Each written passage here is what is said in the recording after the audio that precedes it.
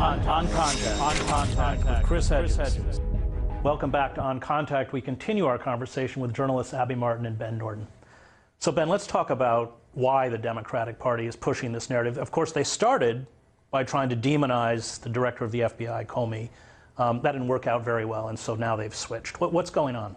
Well, I think the Democratic Party is incapable of self-criticism. And, of course, the Republican Party is as well. But what this demonstrates is how these two parties in many ways operate on similar bases.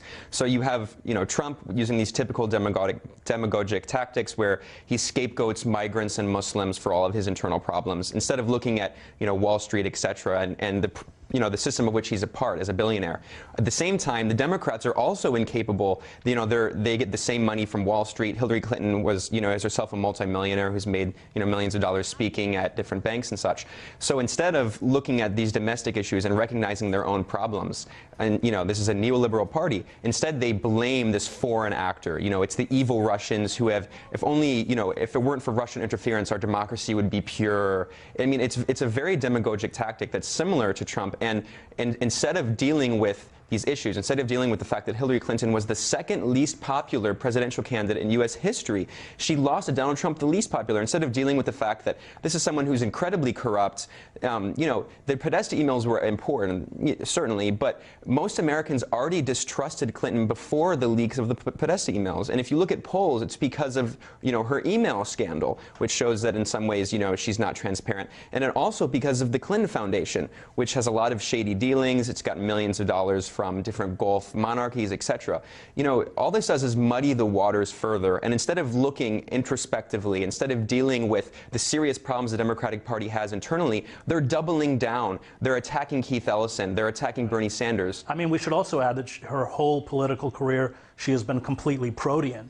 So she's attacking super predators. She and Clinton rose within the Democratic Party by dismantling Jesse Jackson's Rainbow Coalition. And dismantling welfare. And 70% of the original recipients were children. And then she goes out and talks about, so there's a deep trust issue.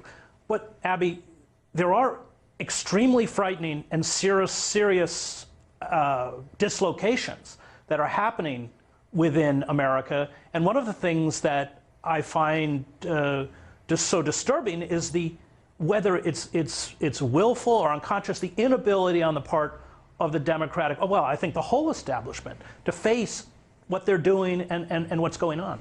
Yeah, and also, the inability to have self-reflection. It's this American exceptionalism mindset where you can't see what has America done to the rest of the world. And let's talk about Russia, namely.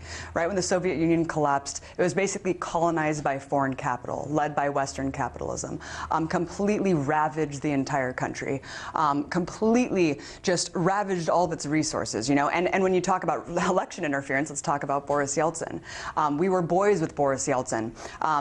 1993, we actually helped usurp the first democratically elected parliament in Russia with the help of Yeltsin. He was the most unpopular candidate in the history of Russia. And then in 1996, what do? We highlight the fraud. We basically help him win that election on the front cover of Time magazine, boasting how U.S. diplomats actually helped Yeltsin win. He's there with the little flags. I mean, we have the audacity to say Russia is the one interfering with our election. Right. I spent 20 years overseas, and maybe you can talk to this. I've watched them spin election after election in Latin America and everywhere else. I mean, there's a long continuum here. And it's not even just, manipulating and exploiting different electoral processes. It's overthrowing elected governments throughout the world. Dying. Dozens of examples. I mean, you can go back to the famous examples in Iran. Iran used to be a democracy in 1953, and the U.S. overthrew its first democracy on behalf of BP. Or Arbenz in the next year, 1954 in Guatemala. But you can go down the list, 73 in Chile. But the thing is, it's not just in the past. These things have continued under even the Obama administration, regardless of whether it's a Republican or Democratic administration. Under Obama in 2009, there's the coup in Honduras. Of course, there's the regime change in Libya in 2011. You can go down the list. And Ukraine. Absolutely. Yeah. Ukraine, and even before that, 2002 in Venezuela, where the U.S. did not want a popular. They had a successful coup, and Chavez was so popular that people came out into the streets and restored him. This is extreme hypocrisy for the U.S. to accuse Russia of what it's doing right now. Chavez. And the New York Times has the audacity to print, "Now you know how Chileans felt, America." Yeah, well, this was Dorfman's. No, we didn't have a fascist dictator come and usurp our democratically elected leader and then lead a death reign of terror. With the help of the Chicago Boys and Milton Friedman and the free market fundamentalists. What does this say about, Abby, the state of the political health of the country at the moment? It's dying, Chris. You said yourself, I mean, we have seen a disintegration, bottom of the barrel, where now RT and a very few other outlets are the only ones left to actually tell the truth and disseminate the truth about what's going on to vast amounts of people around the world. And that poses the biggest danger to the establishment. So when they're pointing, you know, it's really funny. You see this bipartisanship. Back in the 2003 build-up to the Iraq War, you had Democrats maybe asking for more proof. Now it's the Republicans asking for more proof. But really, the New York Times has been kind of consistent in their selling of these fabrications over the last decade. It speaks volumes to the state of media, the dysfunctional state of media in our society, where this is cheerleaded, a report like this, and people who question it are demonized. But one of the things that's been, you know, I've been in this business for now a long time. And one of the things that's so disheartening is the destruction of public broadcasting and the marginalization of any kind of critique that challenges not only the dominant narrative, but the power elites themselves, whether that's financial or political. It used to be back in the 1960s, you could see Malcolm X, Noam Chomsky, Howard Zinn. These were all figures on public television. And those of us who are not beholden to these powers and seek to critique them have been pushed and pushed and pushed. Telesur, English, I mean, you're one of the last shows they're doing. Most of their shows have been, because of financial reasons, shut down. Al Jazeera English is shut down. There isn't much place for us to go. And what I worry is that with this campaign, and 7 pages of this report are directed against RT, which does give voice to Julian Assange and Chelsea Manning and Ralph Nader and Medea Benjamin and all these dissidents who I would call truth tellers. Democracy Now!, there's almost no place left. And that's what I fear, that this is an incremental assault.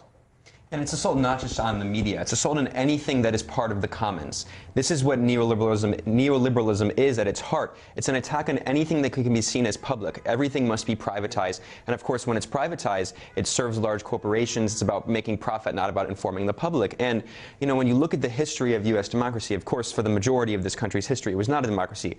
You know, there was slavery, and then most, you know, people of color couldn't vote, women couldn't vote. And then finally, there's a peak of U.S. democracy in the 1960s and 70s. And famously, the Trilateral Commission, you know, these group of, you know, 3 elites from, you know, the U.S. and Japan, et cetera, including Samuel Huntington, this famous, you know, liberal political scientist who's quoted in university still, wrote in this report called The Crisis of Democracy about how, you know, the radical movements and the grassroots movements in the 1960s have empowered people too much to demand democracy.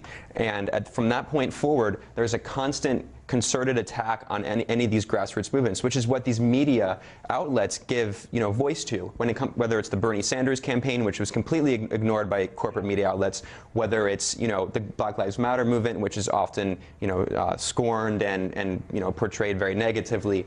The anti-fracking movement, Standing Rock. If these things are even acknowledged. Right. And you know, this is part of a very concerted attack on anything that can be seen as public and as part of the commons. Yeah, and over the last decade, we've seen a lot of strange bedfellows where it seems like the establishment would rather unite with fascists than socialists, right? They'd rather ostracize people who are more in line with Bernie Sanders, and, you know, Samantha Bee and Glenn Beck are now friends.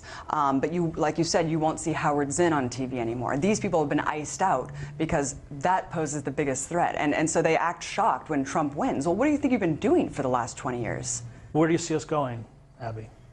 I agree with you. I think this is a very obvious attempt to foster the pressure to shut down RT and to really focus on RT first, Telesur next, Democracy Now! After. Because essentially at that point, you've decapitated all of the venues, major venues, electronic venues anyway, for dissidents. And we should not ignore the fact that the Washington Post, through Proper Not, quoting Proper Not, has already mounted a campaign against primarily websites that give voice to dissidents. Yeah, and for those who don't know, Proper Not is a very shady, anonymous group of supposed experts, although they won't release any of their identities, that made a literal blacklist of groups and organizations they claim. Exactly, including Truth Dig and many of these websites, Truth Out. But it's more than fundamental than just that. I mean, I think we should be very concerned. The Obama administration has used the Espionage Act to go after whistleblowers who leaked to journalists more than any president before combined. You know, this is under a Democratic administration. This is going to continue ramping up under Trump. And the irony is the same media outlets that have been rightly denigrating Trump for attacking the press are actually, I think, giving him so much ammunition that he can now use to further silence a critical press. Yeah.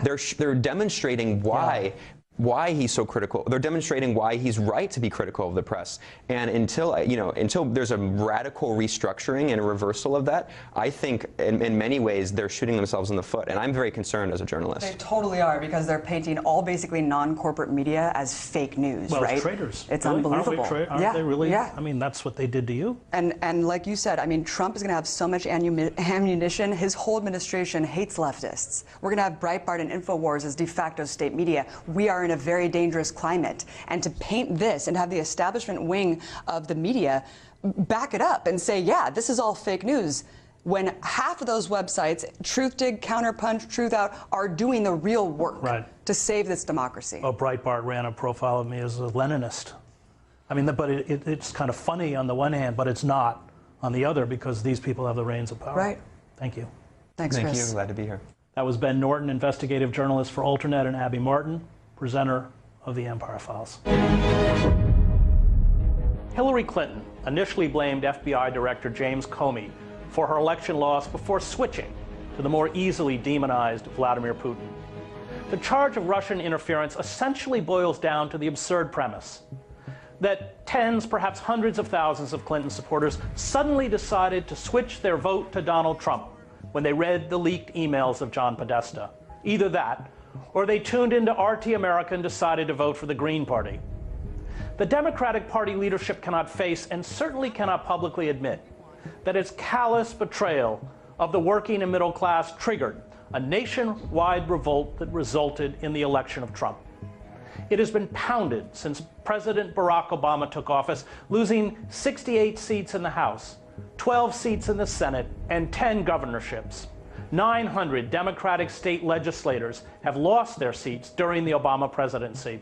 The Democratic Party must maintain the fiction of liberalism, just as the Republican Party must maintain the fiction of conservatism.